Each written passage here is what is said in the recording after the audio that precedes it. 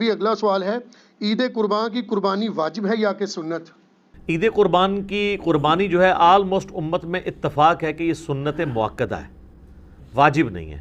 صرف حنفی تھوڑے سے اس معاملے میں سختی کا شکار ہوئے ہیں، اور وہ سختی ان کی حدیث کے ظاہری الفاظ پہ دیکھا جائے تو کسی حد تک جسٹیفائی بھی ہے۔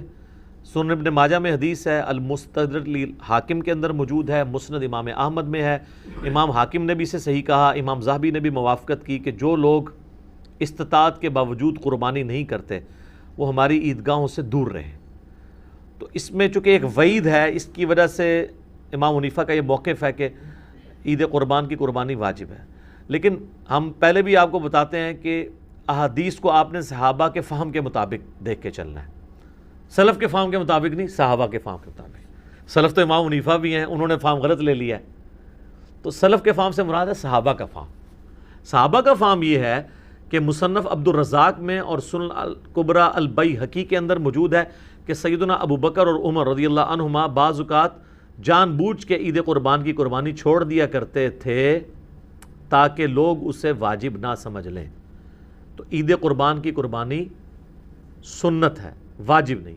اہل تشیع کے ہاں بھی یہ سنت ہے، واجب نہیں ہے۔ رہا احادیث میں سے یہ ایک حدیث ہے، اس حدیث کے اوپر بھی ہر صحت پہ اختلاف ہے، بہرحال آلموسٹ حسن درجے کی تو یہ بانی جاتی ہے روایت۔ تو وہ ہے نبی علیہ السلام نے ترغیب دلانے کے لیے، جیسے کئی ایک موقعوں پہ آپ علیہ السلام کا جس طرح فرمان ہے کہ یہود و نصارہ کی مخالفت کرو، داڑھیوں کو رنگو، یہ ترغیب دلانے کے لیے۔ ورنہ تو اس حدیث کو روایت کرنے والے جابر بن عبداللہ اور ان سے بھی بڑھ کے مولا علی علیہ السلام نے داڑھی نہیں رنگی، سفید ہی رکھی ہے، جواز کی حد تک یہ جائز ہے۔ تو یہ واجبیت کے درجے میں نہیں ہے، سنت کے درجے میں ہے۔ لیکن جس شخص کو اللہ تعالیٰ نے استطاعت دی ہے اسے ضرور قربانی کرنی چاہیے۔ میں یہ باتیں اس لیے نہیں کہہ رہا، اللہ کا شکر ہے کہ میں نے یعنی جب سے اس اعتبار سے یعنی صاحب استطاعت ہوں کہ میں نے خود سے کمانا شروع کیا ہے، یعنی 15 سال سے زیادہ ہو چکے ہیں، تو میری تو کسی سال میں بھی قربانی مس نہیں ہوئی ہے۔ نبی علیہ السلام نے بڑے اہتمام کے ساتھ کی ہے، حتیٰ کہ آپ صحیح مسلم میں جو آپ کے آخری حج کی حدیث ہے 2950، جس میں آپ کا فرمان ہے کہ میں اپنے بعد تم میں وہ چیز چھوڑ کے جا رہا ہوں جسے مضبوطی سے پکڑ لو گے، کبھی گمراہ نہیں ہوگے، وہ اللہ کی کتاب ہے۔ مسلم میں صرف اللہ کی کتاب کا ذکر ہے۔ سنت والی حدیث حاکم کے اندر ہے، وہ بھی حسن درجے میں ہے۔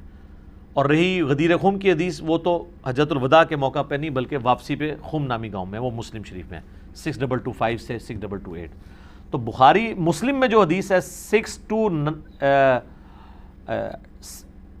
2950 2950 جابر بن عبداللہ سے، وہ بڑی رکت انگیز حدیث ہے۔ جابر بن عبداللہ آلموسٹ نابینا ہو چکے ہوتے ہیں، تو امام باقر ان کو ملنے کے لیے جاتے ہیں، تو ان کو بتایا جاتا ہے کہ حضور کا بچہ ہے آپ کے پاس، امام باقر حضرت حسین کے پوتے، تو وہ ان کو اپنے پاس بٹھاتے ہیں، تو حضرت امام باقر اس حدیث کو روایت کرتے ہیں، اور امام باقر سے امام جعفر صادق نے بیان کی ہے، اور 2 واسطوں سے امام مسلم نے لی ہے۔ تو امام باقر کہتے ہیں کہ جابر بن عبداللہ میرے یہ سامنے کے بٹن کھولتے ہیں اور میرے سینے پہ یوں ہاتھ رکھتے ہیں اور کہتے ہیں تم میرے نبی کے بیٹے ہو، تم مجھ سے جو پوچھنا چاہتے ہو پوچھو۔ تو وہ کہتے ہیں میں آپ سے پوچھنے آیا ہوں کہ نبی علیہ السلام نے حج کس طرح کیا تھا۔ تو وہ حج کی آلموسٹ 7-8 صفحوں پہ لمبی حدیث ہے، مسلم شریف میں 2950 اور مشکات میں دوسری جلد میں حج کے چیپٹر میں پہلی حدیث یہ ہے نبی علیہ السلام کے حج پہ۔ یہ امام باقر نے روایت کی ہے، ان سے امام جعفر نے سنی ہے، اور پھر بعد میں 2 واسطوں سے امام مسلم نے لی ہے۔ اس میں الفاظ ہیں کہ یمن سے نبی علیہ السلام نے 100 اونٹ منگوائے حجۃ الوداع کے موقع پر، 63 اونٹ آپ نے اپنے مبارک ہاتھوں سے نہر کیے ایک حج کے موقع پہ، 63 اونٹ، اور یہ حضور اپنی طرف سے کر رہے ہیں، اور باقی 37 جو ہیں وہ مولا علی کو کہا کہ تم نے کرنا ہے۔ تو 63 میں اشارہ تھا کہ آپ کی چونکہ زندگی مبارک کے 63 سال ہیں، آپ نے پورے سال ایک سال کی قربانی ایک ہی دفعہ کی ہے۔ اور اس کے بعد جابر بن عبداللہ کہتے ہیں کہ جب وہ 100 کے 100 اونٹ نہر ہو گئے تو نبی علیہ السلام نے حکم دیا کہ ہر اونٹ میں سے ایک ایک بوٹی لی جائے، اور وہ ساری 100 کی 100 بوٹیاں ایک دیگ میں ڈال کے پکائی گئیں، ہر ایک جانور سے ایک بوٹی لے کے۔ اور پھر جابر بن عبداللہ کہتے ہیں کہ مولا علی نے اور نبی علیہ السلام نے ایک دسترخوان پہ بیٹھ کے تناول فرمایا۔ ٹھیک ہے جی، تو وہ پوری کی پوری حدیث جو ہے نا بڑی رکت انگیز ہے پڑھنے والی، نبی علیہ السلام کے آخری حج کا بیان، حجۃ الوداع۔ تو اس سے بھی یہ یعنی بات پتہ چلی کہ نبی علیہ السلام نے اس سنت کا بڑا اہتمام کیا ہے. لہٰذا اس چکروں میں تو پڑھنا ہی نہیں چاہیے کہ جناب واجب ہے یا سنت ہے. بھائی سنت ہے کریں گے. البتہ یہ ٹیکنیکل بحثیں اس لیے کی جاتی ہیں جب حنفیوں کی طرف سے زیادہ ایمفسائز کیا جاتا ہے اس مسئلے کے اوپر, اور بلکہ وہ تو ایک اور سٹیپ آگے چلے جاتے ہیں. وہ کہتے ہیں گھر میں جتنے لوگ الگ سے بھی صاحب استطاعت ہیں, کسی بیوی کے پاس سونا ہے تو وہ علیحدہ سے اپنی قربانی کرے گی, فلاں کرے گی, اور وہ بہت آگے چلے جاتے ہیں. اس لیے پھر یہ بحثیں جو ہے نا وہ سٹارٹ ہو جاتی ہیں. تو یہ سنت ہی ہے, واجب نہیں ہے, لیکن سنت مؤکدہ ہے, سنت دائمہ, متواتر اور مسلسل بھی ہے. ٹھیک ہو گیا, جزاک اللہ. علی بھی اگلا سوال ہے, قربانی کے لیے صاحب استطاعت ہونے کے اعتبار سے نصاب کیا ہوتا ہے؟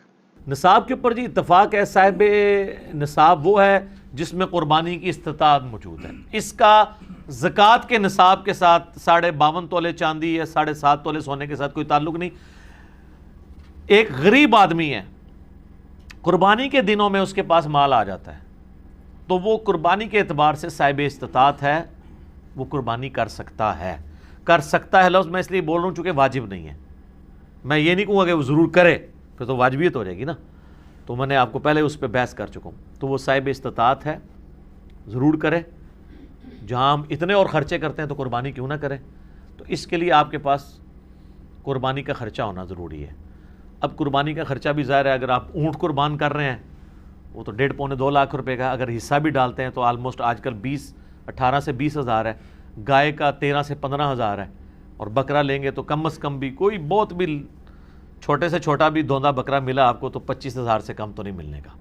اللہ ہے کہ بہت آپ انٹیریئر پنجاب میں کہیں جنوبی پنجاب چلے جائیں تو پھر بھی 20-25 ہزار کا تو بکرا چاہیے. تو اتنی رقم آپ کے پاس اگر رقم آ جاتی ہے تو بجائے اس کو اور معاملات میں خرچ کرنے کے اور جا کے ایک کوئی LED سکرین کو 50 انچ کی اٹھا کے لے آئیں آپ گھر میں, پہلے بھی ہو 32 والی, وہ چھوٹی لگ رہی ہو, پیسے آ جائیں, کمیٹی نکلے تو یہ چیزیں چھوٹی لگنی شروع ہو جاتی ہیں. تو اس کی بجائے قربانی کریں آپ. کیوں ان معاملات کے اوپر پیسے ضائع کرتے ہیں؟ پیسے ان کاموں میں ڈالیں. ٹھیک ہو گیا, جزاک اللہ. علی بھی اگلا سوال ہے, اگر ایک خاندان میں ایک سے زیادہ لوگ مالی طور پر استطاعت رکھتے ہوں تو سب لوگوں کو الگ الگ قربانی دینا ہوگی یا ایک خاندان کی جانب سے ایک قربانی کر دینا ہی کافی ہے؟ بہتر ہے جی سب الگ الگ دیں. دیکھیں یہ فضیلت ہے, ہر بندے نے اپنی قبر میں جانا ہے, وہ اللہ کے حضور کیوں نہ قربانی لے کے جائے. ان صلاتی و نسکی و محیای و مماتی للہ رب العالمین. رہا شرعی مسئلہ تو یہ ہے کہ ایک خاندان کی طرف سے ایک قربانی کافی ہے. وہ سنن ابن ماجہ میں بھی اور جامع ترمذی میں حدیث موجود ہے. ابو ایوب انصاری رضی اللہ تعالیٰ عنہ سے جب پوچھا گیا تو انہوں نے فرمایا کہ ہم نبی علیہ السلام کے زمانے میں ایک خاندان کی طرف سے ایک ہی بکری قربان کیا کرتے تھے. پھر بعد میں جب لوگ باہم دولت میں ایک دوسرے پہ فخر کرنا شروع کر دیا تو پھر ایک سے زیادہ لوگ جانور قربان کرنا شروع کر دیا لوگوں نے. اور ایک اور حدیث ہے سنن ابن ماجہ میں بھی, المستدرک للحاکم میں, ایک اور صحابی کہتے ہیں کہ ہم تو ہمیشہ سے پورے خاندان کی طرف سے ایک ہی جانور قربان کیا کرتے تھے, بکری یا بکرا, اور لیکن اب میرے گھر والے مجھے اکساتے ہیں تو ہم یعنی ایک دوسرے پہ روب ڈالنے کے لیے کہ ہمسایوں نے تو 3 بکرے دیے ہیں, تم کیوں ایک. یہ صحابہ کے زمانے میں بھی ہے سر. یہ جو ہائری پیڑی ہے جو ہم کہتے ہیں نا, اس پیڑی نے تیانہ کرتا, یہ وہ جو ایک خاندانی ٹسل ہے یہ. تو وہ صحابی کہتے ہیں مجبوراً ہمیں اپنے گھر والوں کے اکسانے کے الفاظ ہیں, اکسانے پہ ہم بھی 1-2 بکرے زیادہ کر دیتے ہیں, ورنہ شرعی مسئلہ یہی ہے کہ ایک خاندان کی طرف سے ایک قربانی. یہ خاندان سے مراد ایک چولہا ہے. ایک چولہا اس اعتبار سے کہ میاں بیوی بچے. اب آپ کوئی گھر ایسا لے آئیں کہ جہاں پہ 5 فیملیز رہ رہی ہیں اور چولہا ایک ہو تو وہ آپ کہیں گے ایک قربانی نہیں, وہ 5 خاندان ہے. چولہا عموماً بولا جاتا ہے اس اعتبار سے کہ ایک کوئی مرد ہے, اس کی بیوی اس کے ساتھ ہے, اس نے ماں باپ بھی اپنے ساتھ رکھے ہوئے ہیں, ایک ہی چولہے سے کھا رہے ہیں, تو وہ اس اعتبار سے ایک خاندان ہے. تو لیکن اگر 5 خاندان ایک جگہ پہ رہ رہے ہیں اور انہوں دیکھ پکاتے ہیں اور وہ کہیں چولہا ہمارا ایک ہے, تو دیکھ پک رہی ہے تو سر ایک گائے بھی لے سکتے ہیں وہ 5 مل کے 5 حصے اس میں رکھ لیں. 5 تو خیر کم سے کم ہے, زیادہ سے زیادہ 7 ہے. اچھا یہ بھی بات لوگوں میں مشہور ہے کہ جی 7 ضروری پورے کر رہے ہیں, نہیں, 7 زیادہ سے زیادہ. ایک بندہ بھی ایک گائے دے سکتا ہے, 2 بندے بھی مل کے ایک گائے دے سکتے ہیں. بکرا نہیں, 2 بندے مل کے دے سکتے گائے. تو اگر 5 گھر میں خاندان ہے ویسے خرچے ان کے علیحدہ علیحدہ ہیں. صرف ایک چولہا اکٹھا ہونے سے یہ نہیں ہوگا کوئی ایک خاندان بنے گا. اب یہ تو نہیں ہے کہ بھی ایک بھائی کی سالی کی شادی آئی ہے تو دوسرا بھائی اس کے بچوں کو وہ بوٹ لے کے دے رہا ہے اور ساتھ جوڑا لے کے دے رہا ہے. وہ اپنے باقی خرچے بھی تو کر رہے ہیں نا. تو اس اعتبار سے اگر میاں بیوی بچے یہ ایک خاندان ہے, ٹھیک ہے, چاہے وہ 5 بھائی اکٹھے رہ رہے ہیں, چولہا اکٹھا جل رہا ہے, پھر بھی وہ 5 خاندان تصور ہوں گے. ہر ایک خاندان کو اپنی قربانی الگ سے دینی چاہیے اور اس سنت کے اوپر عمل کرنا چاہیے. ایک خاندان کی طرف سے ایک قربانی کر لینا کافی ہے. ٹھیک ہے. علی بھائی اگلا سوال ہے, اگر کوئی شخص آلریڈی مقروض ہے تو کیا وہ قربانی دینے کے لیے قرضہ اٹھا سکتا ہے یا قربانی نہ دے؟ قربانی کیوں نہ دے جی, کروڑ پتی لوگ بھی مقروض ہیں. یہ بڑے بڑے فیکٹریوں کے مالکوں سے آپ پوچھیں, انہوں نے کروڑوں میں قرضے اٹھائے ہوئے ہیں. وہ ایکویٹی تو ان کی 40% ہے, 60% تو ڈیٹ انہوں نے بینکوں سے اٹھایا ہوا ہے. وہ تو سب سے پہلے تو ان کی قربانی ساقط ہو جائے گی جو امریکن بیل چپ فٹ شدہ جو ہے منگوا کے یہاں پہ قربان کر رہے ہیں. اگر آپ ان کو دیکھیں مقروض وہ بھی ہیں. یہ قرضہ جو ہے یہ عارضی قرضہ ہے. یہ اس قرضے کو وہ قرضہ نہیں کہا جاتا کہ جس کی بنیاد پہ قرضہ یہ ہے کہ ایک بندہ قرضے کے تلے اس طرح دب گیا کہ اس کی 2 وقت کی روٹی محال ہو گئی ہے اور وہ روکی سوکی کھا کے گزارا کر رہا ہے, اس کو مقروض کہا جاتا ہے. کروڑ پتی لوگوں کو مقروض نہیں کہا جاتا. وہ تمہارے پرائم منسٹر صاحب بھی کہتے ہیں اتنی تنخواہ لے کے بھی کہ میرا مشکل سے چولہا جلتا ہے. تو قربانی تو پرائم منسٹر میں بھی کوئی نہیں بن رہی ہوگی.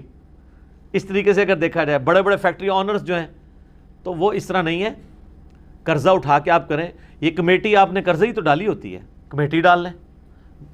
سالی کی شادی کے لیے ڈالتے ہیں, بھائی کی شادی کے لیے ڈالتے ہیں کمیٹیاں, اور وہ جوتیاں اور کپڑے ہوں تب بھی نئے لے کے دیتے ہیں بچوں کو. اس کا خرچہ نکالیں تو ایک بیل میں حصہ ڈالنے سے تو کم ہی بنتا ہے. یہ بیل میں حصہ ڈالنا تو اس سے کم ہی بنتا ہے. آج کل ایک ایوریج شادی کے اوپر 15-20 ہزار روپے لگ جاتا ہے. تو سر 12-13 ہزار روپے کا آپ بیل میں حصہ نہیں ڈال سکتے. ضروری ہے کہ آپ نے بکرا ہی لینا ہے, بیل میں حصہ ڈال لیں. تو یہ جو آپ نے کمیٹی بھی ڈالی ہوتی ہے, اگر ایک سپوز لاکھ روپے کی آپ کی کمیٹی نکلی ہے, تیسری یا چوتھی, اور 10,000 روپیہ مہینہ ہے, تو چوتھی آپ نے کمیٹی جب لے لی ہے تو آپ نے ابھی تک تو 40,000 اس کو جمع کروائے ہیں نا کمیٹی والے کو. 60,000 تو آپ نے بعد میں کرانے ہیں, لیکن لاکھ روپے آپ نے پہلے ہی اٹھا لیا ہے. تو 60,000 کے تو آپ بھی مقروض ہیں. تو پھر تو دنیا میں کوئی بندہ ہی نہیں بچے گا. لوگ اتنے بولے بن کے نا, وہ کہتے ہیں, کئی لوگ پوچھ رہے تھے جی قرضہ بھی ہے, زکوٰۃ بھی دینی ہے, تے قرضہ بھی جو مائنس کریں گے, اور مائنس بھی کتنے الٹے طریقے سے کرتے ہیں. اس طریقے سے تو الٹا اس کو زکوٰۃ دینی پڑ جائے گی. وہ پتہ کس طرح کر رہے ہوتے ہیں, مثلا ایک بندے کا کاروبار ہے 1 کروڑ روپے کا, 40 لاکھ روپیہ اس کا اپنا تھا سرمایہ, 60 لاکھ اس نے بینک سے اٹھایا قرضہ, کتنا ہو گیا 1 کروڑ. اب وہ جب حساب کرنے لگتا ہے نا سال بعد, وہ کہتا ہے جی میں نے 1 کروڑ روپیہ کاروبار میں لگایا ہوا ہے, تو 1 کروڑ کی زکوٰۃ جو ہے وہ کیسے نکالی. وہ پھر کہتا ہے کہ دیکھیں جی میرا تو اپنا تھا 40, 60 میں نے بینک سے اٹھایا, تو 60 میں سے 40 نکل گئے, تو 20 لاکھ کا تو میں ابھی بھی مقروض ہوں. تو میں تو مقروض ہوں, میں کیوں زکوٰۃ دوں گا. حالانکہ وہ بیوقوف بھول جاتا ہے کہ کاروبار میں اس نے 1 کروڑ لگایا ہوا ہے. یہ 60 لاکھ 1 کروڑ میں سے مائنس ہونے ہیں, 40 لاکھ میں سے نہیں مائنس ہونے. 40 لاکھ تو اس کا اپنا تھا نا, 60,000 اس نے قرضہ اٹھایا, تو ٹوٹل کتنا ہوا 1 کروڑ. اب کاروبار میں 1 کروڑ لگا ہوا ہے, 1 کروڑ میں سے 60 لاکھ مائنس ہونا ہے, اپنے 40 جو بھی وہ 60 کاٹ دیتے. ٹھیک ہے.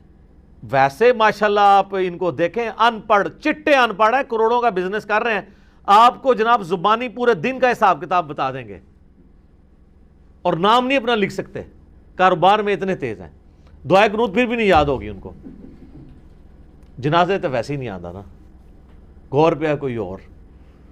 تو یہ سارے بہانے ہیں جی قربانی کے. میں تو پوری کوشش کرتا ہوں کہ اس کے اوپر لوگوں کو ترغیب دلائی جائے کہ قربانی نہ مس کریں. سر یہ بہت بڑی نعمت ہے. آپ قیامت والے دن اور کچھ نہیں ہے تو حضرت ابراہیم علیہ السلام سے سفارش کے لیے عرض کر سکتے ہیں, ان کی سنت کو زندہ رکھا, ان کی سنت آپ نے زندہ, سنت ابراہیمی کو زندہ رکھا.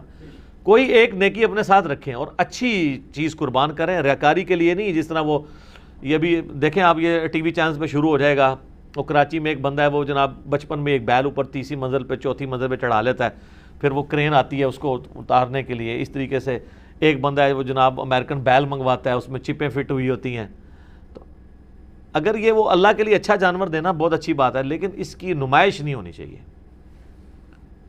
ریاکاری ہوئی تو اعمال برباد ہونے کا خدشہ ہے۔ مسند احمد میں حدیث ہے جس نے دکھلاوے کے لیے نماز پڑھی اس نے شرک کیا، حالانکہ پڑھی نماز ہے، دکھلاوے کے لیے روزہ رکھا اس نے شرک کیا، اور دکھلاوے کے لیے اللہ کی راہ میں صدقہ کیا، یہ صدقہ ہی ہے نا اللہ کی راہ میں قربانی کرنا، تو اس نے شرک کیا۔ اور جو مسلم شریف میں حدیث ہے کہ قیامت والے دن ایک سخی کو، ایک شہید کو، ایک قاری کو بلایا جائے گا، اللہ تعالیٰ تینوں کو اپنی نعمتیں گنوائے گا، تو پوچھے گا تو نے میرے لیے کیا کیا؟ شہید کہے گا یا اللہ جان دے دی اور کیا کرتا، اس سے بڑی کیا بات تھی؟ اللہ کہے گا اس لیے دی کہ لوگ تجھے بہادر کہیں، لہٰذا دنیا میں تیری بڑی تعریف ہوئی ہے، اوندھا منہ کر کے دوزخ میں۔ سخی کو اللہ تعالیٰ پوچھے گا، کہے گا یا اللہ میں نے تو اتنا کچھ خیرات کیا، میں تو مسجد کی ٹوٹیوں کے اوپر نیم پلیٹ بھی لگوائی کہ فلاں سیٹ صاحب نے یہ وضو خانہ اور ٹائلٹ بنوایا ہے، اور بھی تجھے یقین نہیں آتا بریکٹائنچ، تو اللہ تعالیٰ بھائے گا یہ تو اس لیے کہا کہ لوگ اس تیری تعریف کریں، کر لی گئی، جا دوزخ میں، تم میرے پاس کوئی اجر نہیں۔ اور اس طریقے سے قرآن کے قاری کو کہا جائے گا تو نے اس لیے کیا کہ لوگ تیری تعریف کریں، تو بہت بڑا لامہ ہے۔ تو تجھے دنیا میں لوگوں نے ماشاءاللہ اتنی مدہ ذلہ دامت برکاتم عالیہ اور حافظہ اللہ، آیت اللہ، یادگار اسلاف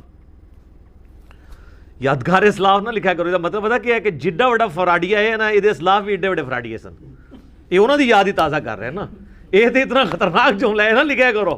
میرا دماغ ہوئے پاسے ٹوٹ جاتا ہے کہ یار یہ یادگار اسلاف اگر یہ ہے تو یہ مطلب ہے جو میں سوچتا ہوں کہ پچھلے بھی یہی کچھ کرتے رہے ہیں اور یہ انہی کی یاد تازہ کر رہا ہے، تو یہ مطلب یہ انہی کی جائز روحانی اولاد ہے۔ یادگار اسلاف نہ لکھا کرو، ٹھیک ہے، اگر اسلاف کو آپ نے بچانا ہے تو۔ اور یہ باتیں کرنا صرف آسان ہے، دین کے اوپر چلنا بڑا مشکل کام ہے۔